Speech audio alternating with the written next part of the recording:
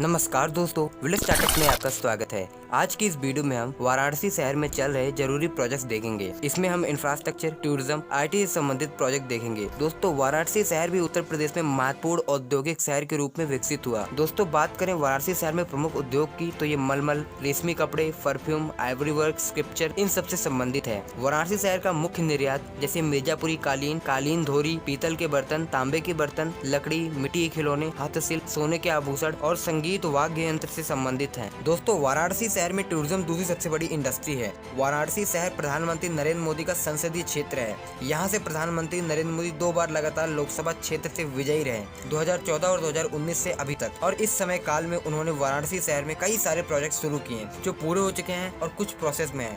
दोस्तों, भगवान शिव को समर्पित इस पौराणिक शहर में इंफ्रास्ट्रक्चर प्रोजेक्ट देखेंगे जो कंप्लीट हो चुके हैं। इसमें सबसे पहले हम रोडवेज प्रोजेक्ट देखेंगे। दोस्तों, वाराणसी शहर में 71 बिलियन के रोड प्रोजेक्ट चल रहे हैं जिसकी टोटल लेंथ 524 किलोमीटर है, जिनमें कई का काम पूरा हो गया है। इसमें दोस्तों वाराणसी रिंग रोड फेज 1 का काम पूरा हो गया है। इसकी लेंथ 16.55 किलोमीटर है। इसके निर्माण में 756.36 करोड़ की लागत आई। इसके अलावा दोस्तों नेशनल हाईवे 56 पे बाबतपुर से वाराणसी रोड जिसकी लेंथ 17.25 किलोमीटर है, इसकी 4 लेनिंग का काम कंप्लीट किया गया। इसके अलावा दोस्तों शहर के अंदर बहुत सारी सड़कों पर स्ट्रीट लाइट की व्यवस्था भी की गई है। इसी कड़ी में दोस्तों वाराणसी शहर में कंप्लीट रेलवे प्रोजेक्ट्स देखते हैं। दोस्तों, वाराणसी रेलवे स्टेशन के दबाव को कम करने के लिए मडवाडी रेलवे स्टेशन के ट्रांसफॉर्मेशन का काम कंप्लीट किया गया। यह एक एयरपोर्ट की तरह दिखने वाला रेलवे स्टेशन है जहां विश्व स्तरीय सुविधाएं उपलब्ध हैं। मडवाडी रेलवे स्टेशन में 8 प्लेटफॉर्म मौजूद हैं। इसके अलावा दोस्तों 322 करोड़ की लागत से वाराणसी प्रयागराज रेलवे रूट का इलेक्ट्रिफिकेशन का काम कंप्लीट किया गया। वहीं दोस्तों वाराणसी मडवाडी रेलवे सेक्शन का दोहरीकरण का काम भी कंप्लीट किया गया। इसके अलावा 2019 में दिल्ली वाराणसी में एक आधुनिक ट्रेन 18 का संचालन शुरू कर दिया गया।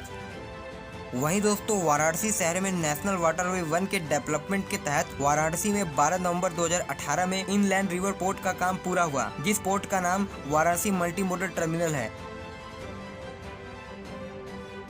ये terminal national waterway 1 development project के तहत विकसित किया गया। इस टर्मिनल का उपयोग आने वाले समय में वाराणसी शहर में बहुत ज्यादा होगा।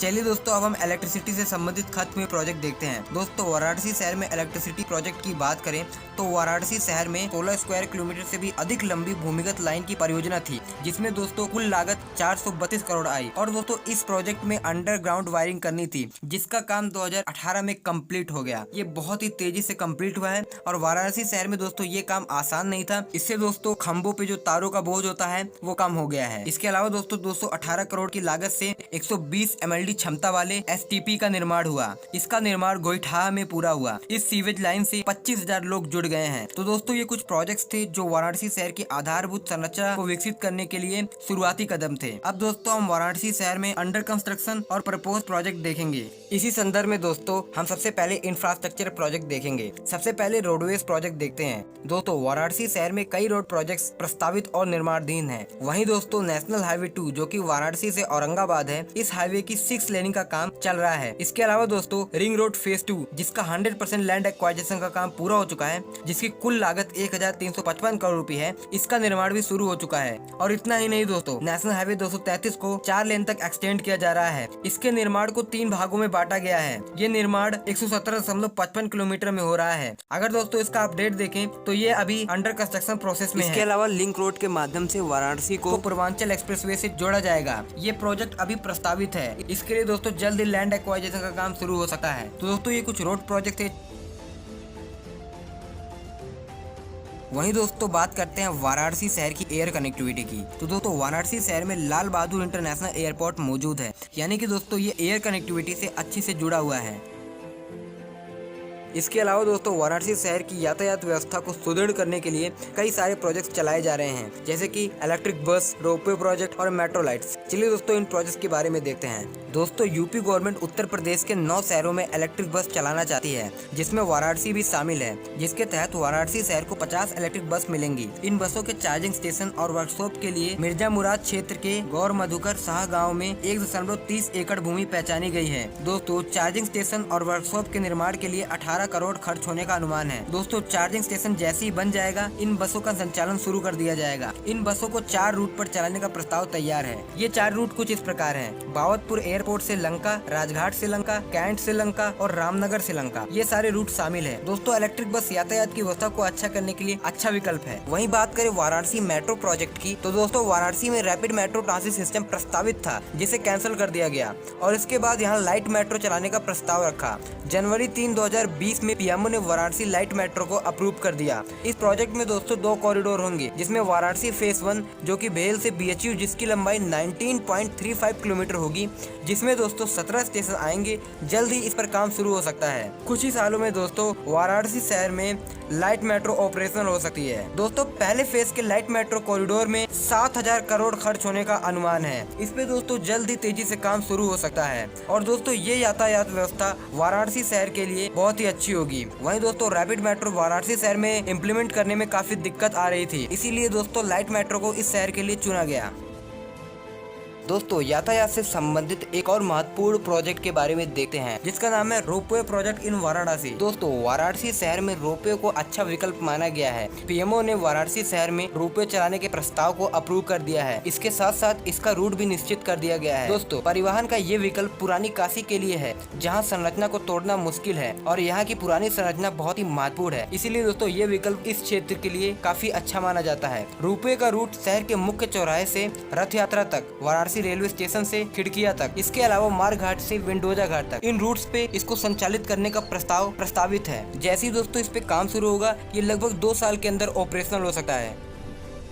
चलिए दोस्तों देखते हैं आईटी प्रोजेक्ट इन वाराणसी। दोस्तों उत्तर प्रदेश सरकार टायर 2 और टायर 3 सिटी में आईटी पार्क बनाना चाहती है, ताकि वो इन शहरों में आईटी इंडस्ट्री का विस्तार करना चाहती है। हर शहर में इसके तहत एक आईटी पार्क प्रस्तावित है और इसी कड़ी में दोस्तों वाराणसी में भी एक आईटी पार्क प्रस्तावित है। लेकिन दोस्तों अगर बात करें जमीनी स्तर पर इसके काम की, तो अभी तक कोई काम नहीं हुआ है इस क्षेत्र में। चलिए दोस्तों देखते हैं टूरिज्म प्रोजेक्ट इन वाराणसी। दोस्तों आपको बता दूं कि वाराणसी प्राचीन शहर है और दोस्तों वाराणसी शहर टूरिस्ट डेस्टिनेशन के लिए भी इंपॉर्टेंट शहर है, क्योंकि दोस्तों अभी वाराणसी शहर से बहुत ज़्यादा उम्मीद है कि ये अपनी टूरिज्म इंडस्ट्री में बहुत ज़्यादा ग्रोथ कर सकता है। तो इसी कड़ी में दोस्तों यहाँ पर काशी विश्वनाथ कॉरिडोर जो कि एक प्रोजेक्ट है, ये प्रस्तावित है और इस पर बहुत तेजी से काम हो रहा है, जो कि दोस्तों प्रधानमंत्री नरेंद्र मोदी का ड्रीम प्रोजेक्ट है। इसके तहत दोस्तों काशी विश्वनाथ मंदिर को प्रसिद्ध घाटों से कॉरिडोर के माध्यम से जोड़ना है। साथ ही दोस्तों यहाँ पर विभिन्न प्रकार की आवश्यक सुविधा, विभिन्न निर्माण, घाटों को विकसित करना एवं विभिन्न तरह के प्रोजेक्ट्स चल रहे हैं। इन प्रोजेक्ट्स पे दोस्तों बहुत ही तेजी से काम हो रहा है, परंतु दोस्तों कोरोना वायरस के कारण इन प्रोजेक्ट्स पे काम लगभग 2 महीने पीछे हो गया है। और दोस्तों अगर लेटेस्ट अपडेट की बात करें तो इन सब प्रोजेक्ट्स पे काम दोस्तों दोबारा शुरू हो चुका है। जो दोस्तों काम है उनको तेज कर दिया गया है और जितने लेबर चाहिए थे उनसे ज्यादा लेबर वहाँ पर लाए गए हैं। तो दोस्तों उम्मीद यही लगाई जा रही है कि ये समय सीमा पर ये प्रोजेक्ट खत्म हो जाएगा। तो दोस्तों इस प्रोजेक्ट के खत्म होने के बाद इस कॉरिडोर से वाराणसी के टूरिज्म इंडस्ट्री की ग्रोथ लगभग 25% से ज्यादा हो सकती है। चलिए दोस्तों बात करते हैं वाराणसी स्मार्ट सिटी प्रोजेक्ट की। तो दोस्तों वाराणसी को central government smart city mission में चुना गया था,